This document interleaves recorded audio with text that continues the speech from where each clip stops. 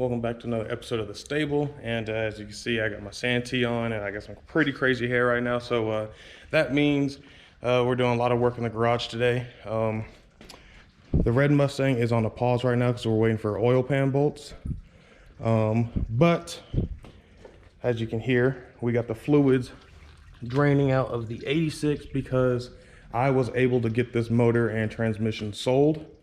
I also have over here the GT40 upper and lower intake along with the heads should be sold as well. So that just leaves the last thing as that short block needing to be sold over there.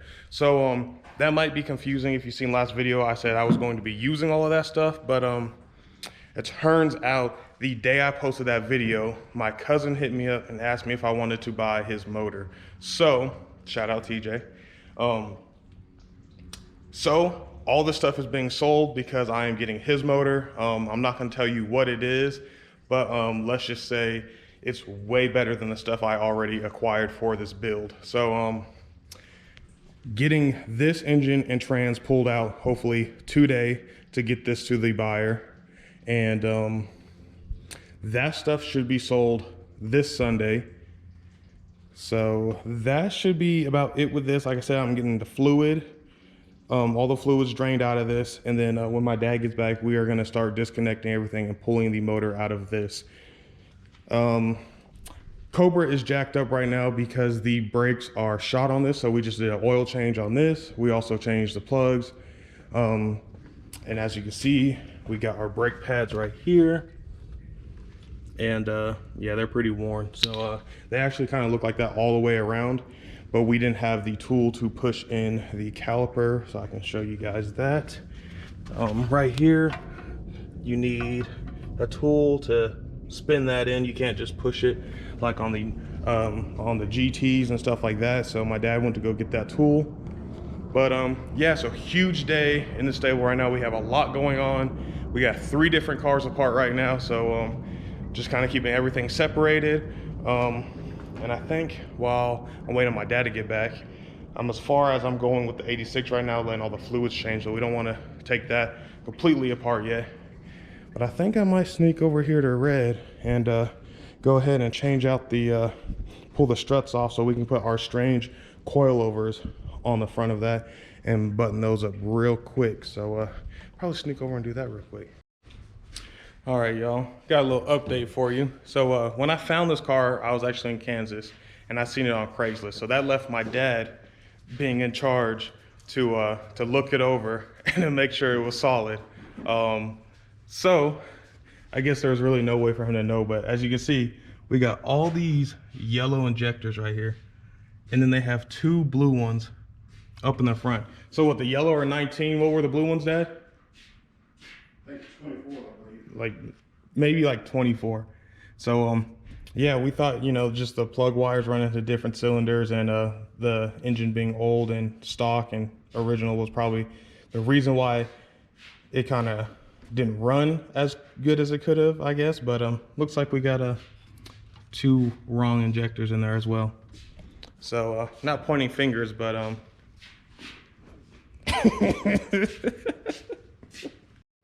all right, everyone. So as you can see, I'm pretty filthy, but we got the engine and the trans strapped down. We also got the drive shaft and the radiator on there.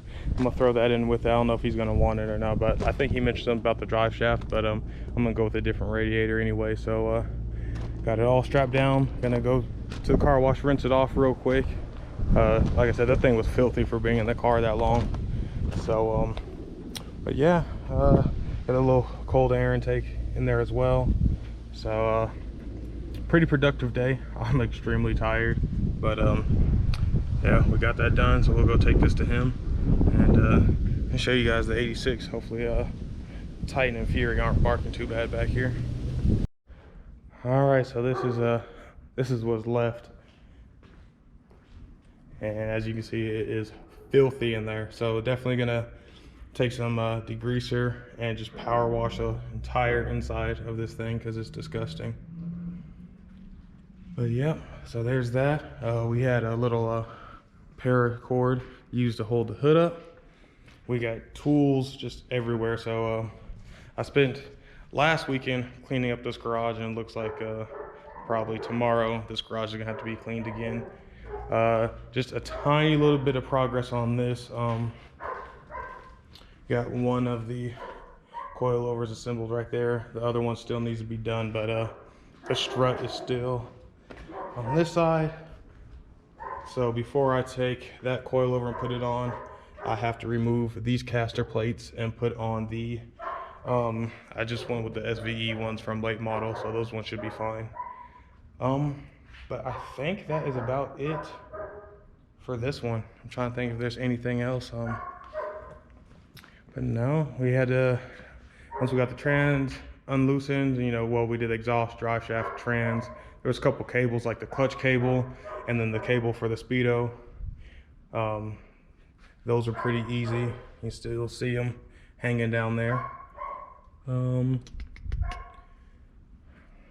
Fuel lines. Yeah, got the exhaust back there where that jug is. And I think that is about it. So hopefully I'm shooting for beginning of October to get the new engine and trans that's going to be going into this car. So I'll have to take a trip out to Kansas to my cousin's place, and we'll probably have to do a little video of us pulling out that setup and getting it on the trailer so we can get it back here. And then of course there'll be another one of us dropping that setup into this car. So a lot to come with this. I won't say too much about what that setup is, but I will say that I was trying to keep this one just a reliable daily driver. But as far as the engine goes, without the supercharger being on my red Mustang, so just engine for engine, this engine is pretty much already going to be on the same level as the engine that's in that car. So that's all I'm going to say about it. But hopefully you guys are excited, and I'm gonna wrap up this video. So please be sure to like and subscribe, and we'll catch you on the next one.